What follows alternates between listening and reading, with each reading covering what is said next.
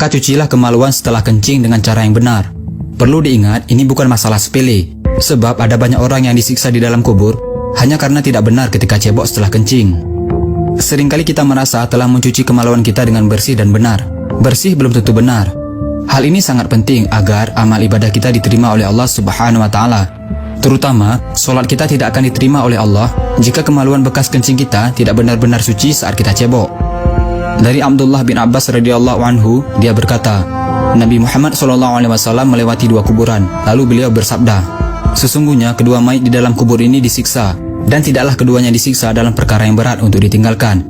Jenazah yang pertama, dia disiksa karena dulu tidak bersih ketika cebok dari buang air kecil.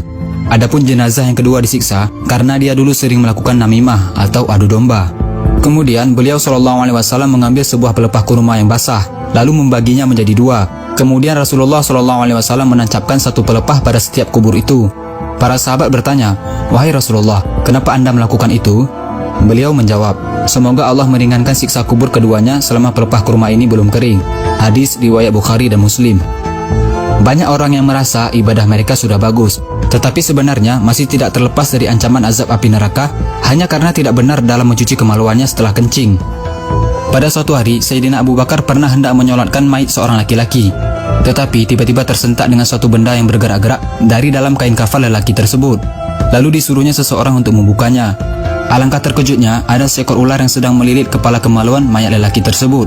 Khalifah Abu Bakar mencabut pedangnya lalu menghampiri ular tadi untuk membunuhnya. Tetapi ular itu tiba-tiba berkata, apa salahku? Karena aku diutus oleh Allah untuk menjalankan tugas yang diperintahkannya. Setelah diselidiki perbuatan laki-laki tersebut semasa hidupnya, ternyata dia merupakan orang yang menyepelekan dalam hal menyucikan kemaluannya setelah selesai membuang air kecil atau kencing. Jadi sebenarnya bagaimana sih caranya membersihkan kemaluan kita dengan benar? Lelaki dan wanita berbeda caranya. Bukan hanya sekedar dibasuh dengan air dan asal-asalan begitu saja. Cara cebok yang benar untuk laki-laki adalah setelah membuang air kecil disunahkan untuk berdehem 3 kali, yaitu supaya air kencing betul-betul sudah habis keluar.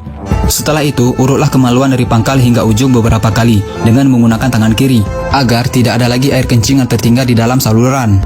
Kemudian basuhlah kemaluan dengan air sampai bersih.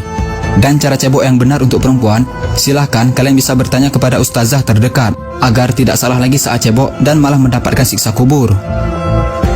Sudah benarkah cara membersihkan kemaluan kita selama ini?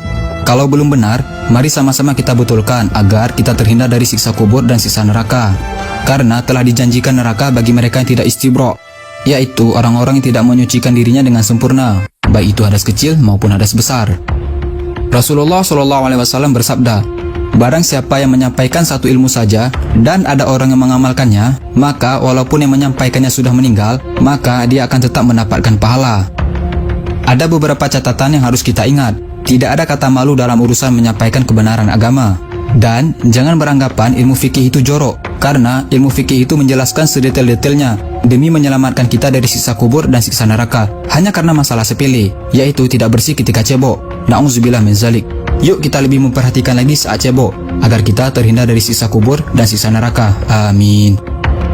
Jangan lupa di-share video ini sebanyak-banyaknya agar teman-teman kalian, sahabat kalian, dan orang-orang yang kalian sayangi nggak ketinggalan informasi penting ini guys.